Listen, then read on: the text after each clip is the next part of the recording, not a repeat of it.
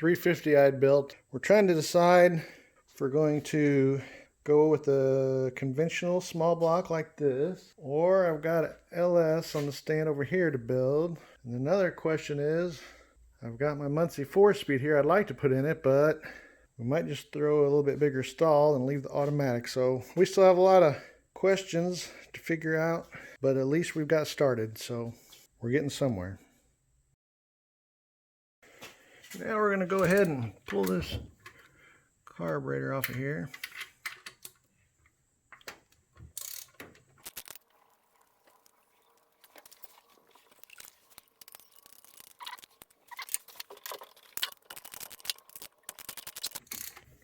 Now pull this hose out of the back. That's going to the brake booster.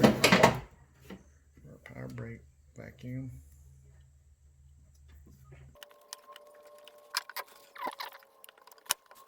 The other one's to be stubborn, so we have a cure for that.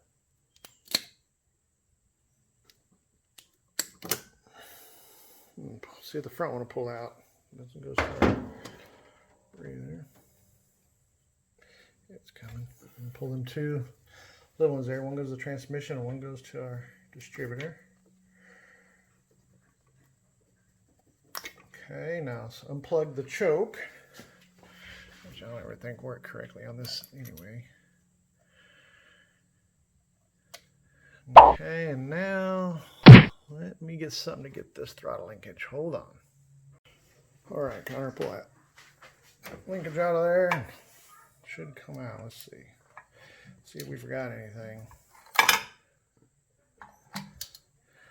Oh, the old passing gear. All right, just go sit that piece of junk in the back of the truck, because I ain't never liked that carburetor, and I won't put it back on. We're either gonna go with a Holly or we're going fuel injection. We haven't decided.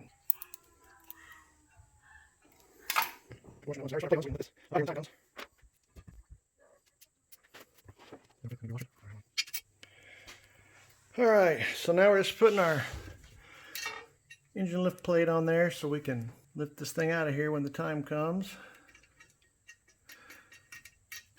That'd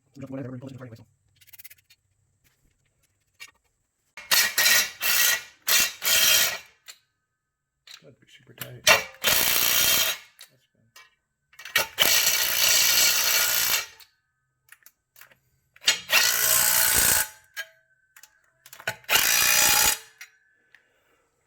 All right, now we're going to start disconnecting some of this electrical junk. We'll just start here at the alternator since it's easiest to get to.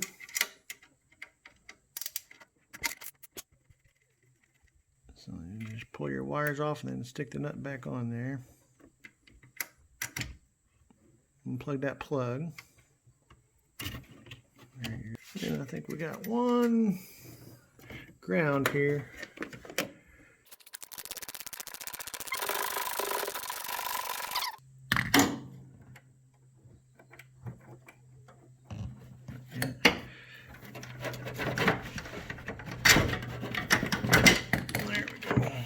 Pull this out, stick that back in, stick that back in.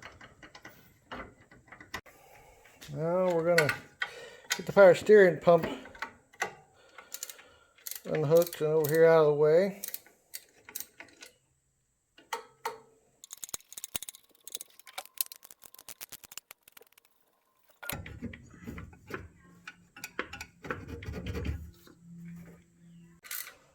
So now we're just going to take off the alternator brackets and the water pump.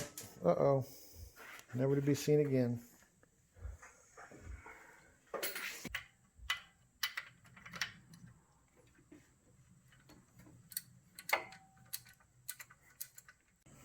All right, we pretty much got the front of the engine off. Now we're pulling the distributor out.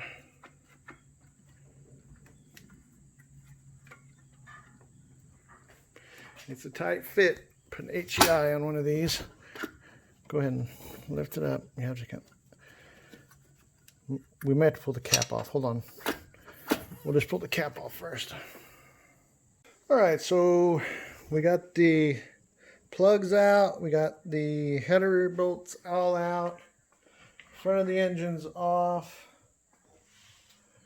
We still need to disconnect our fuel line, bell housing, and torque converter bolts, and the wiring on the starter and the motor mount bolts should be about ready to come out. We'll have to take this temperature sensor for the gauge out of the head, and I think it's about ready to come out.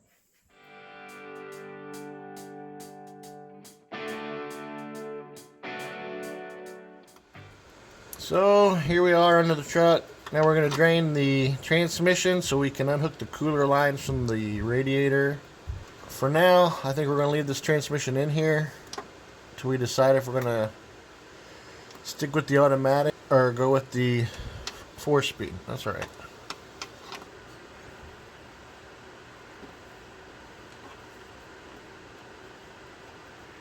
Should give you some fancy little black gloves. Get the thing out. It'll be buried forever.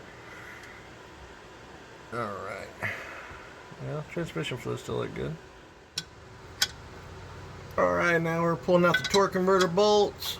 We'll get them out. And then we'll work on the bell housing bolts and the starter wires and the motor mounts while we're under here. Torque converter bolt number 2.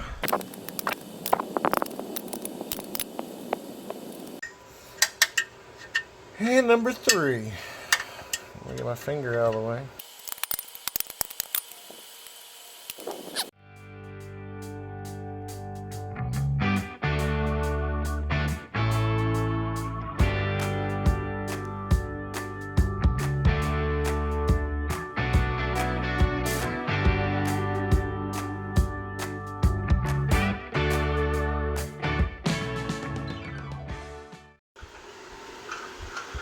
Alright, we finally got the motor mount bolts and the bottom bell housing bolts and the starter off. So we just have these 2 top bell housing bolts to get to.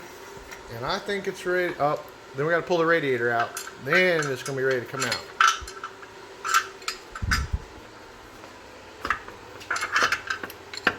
Alright, we got the radiator out. Oil sending unit disconnected. Bell housing bolts are out, motor mount bolts are out. I think, I see one more thing we're going to have to undo. The fuel line on the fuel pump. And then I think we're ready to hook the cherry picker to this. See if we can get it out of there. Okay. Yeah, I thought the hook was going to come out. I didn't know. Oh, you didn't? No, I didn't know. Let it down.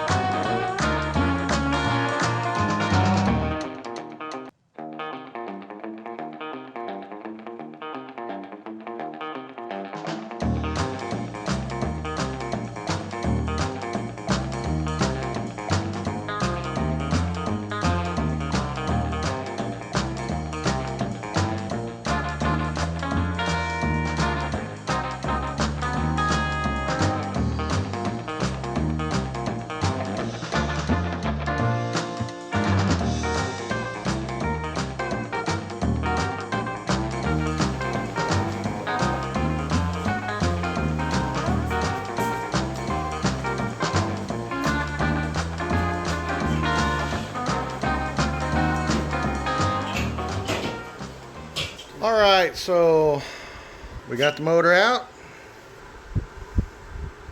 Wasn't the prettiest or most graceful, but it came out, so now we can tear into this and see what all was going on in here. What the problem was. It still was starting to run, but I know that number 2 intake lobe on the cam was flat. So we're going to tear it apart and decide what we're going to do and clean things up here a little bit. That'll be in the next part. See ya.